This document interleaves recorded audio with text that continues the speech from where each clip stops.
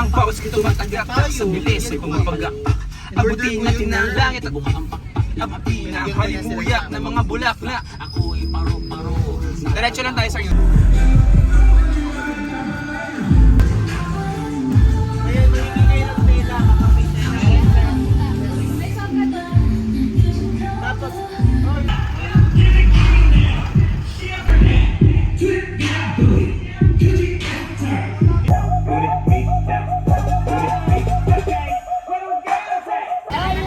Start na kami. Ayan, i-check na lang sila ng...